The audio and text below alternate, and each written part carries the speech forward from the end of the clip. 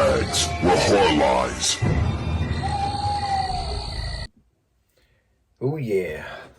Hello and welcome to Body Bags. My name is James and I'm your Sundowner reviewer. And this evening I wanted to do, well, not a movie, just one of the Masters of Horror episodes. I've been watching a couple of these again lately. And one that I'd always kind of dismissed for one reason or another. I'd seen, but I just didn't really want to see again. I decided to put on. It's kind of something I was doing with all the Masters of Horrors, watching the ones I don't watch so often. So I decided to go to one of the episodes from season 2.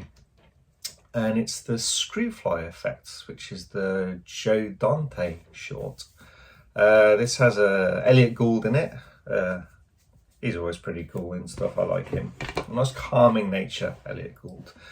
And it's Jason Priestley is our main in this one.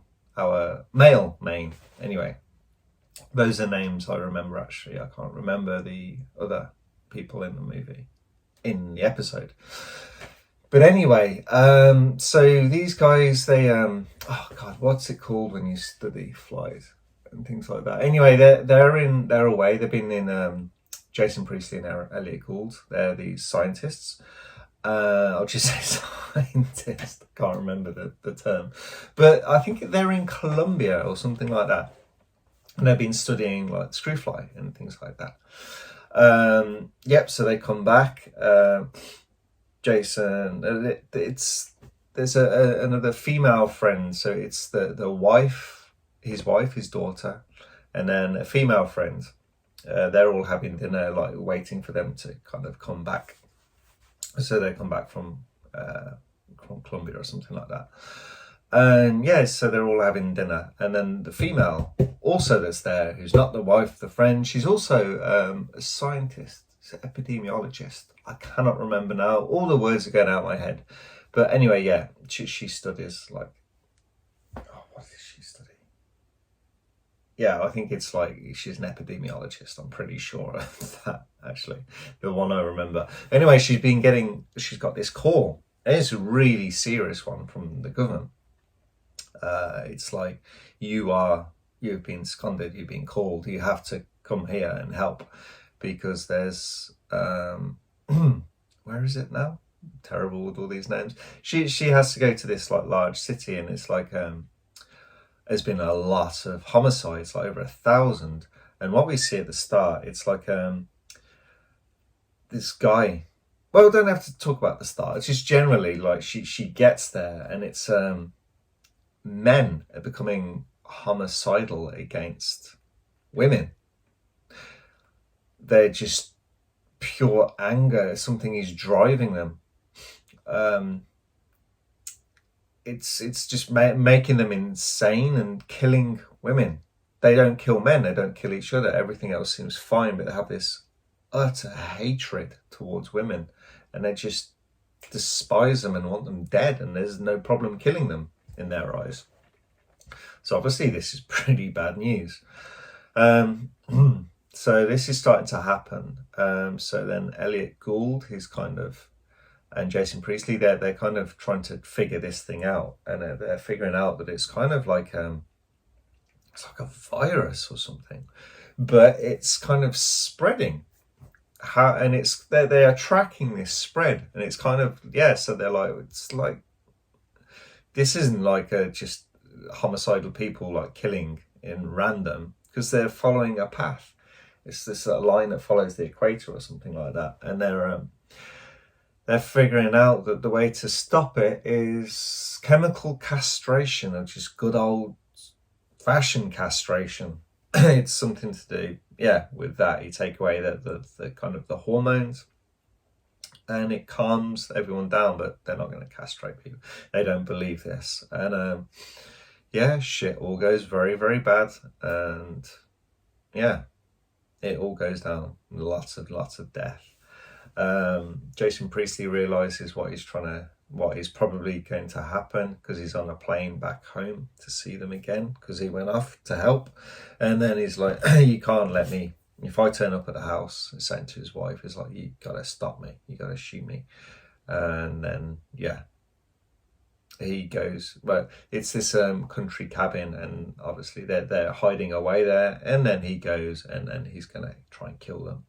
So the wife like immobilizes him, shoots him in the legs and stuff like that, and then runs off with the daughter. But then the daughter goes back, and she runs to get back to the house. The daughter steals the car and drives off. By the time she gets back, she's dead. She's been killed, the daughter, by the husband. You don't see any of that. It's Joe Dante's softer style. You don't see that. So some directors will show this sort of thing. Actually, no. I was going to say Hunter x Hunter. You don't see stuff in Hunter x Hunter, but you see stuff afterwards, and it's not of the killing, but it's a lot more severe in that film. This is obviously a lot softer. It's a big moment in the episode, but anyway, I digress. We kind of jump into the future, and it's like the winter time and that. Elliot Gould has found his way to her, but he's very sick and ends up dying. She is Jason Priestley's wife. She's still surviving, but she's going to this store. She's very obviously a woman. They don't even check, but it's kind of like this thing with the men that if they see it's a woman, so it's not that they kind of sense or smell. It's just kind of a bit weird. It's just, you just see a woman. So she just wears a hat and some big coat and walks a bit different, and they don't suspect anything. But anyway, she's in this store. She gets suspected and she gets chased anyway. But whilst being chased and stuff like that, she gets saved by these angels.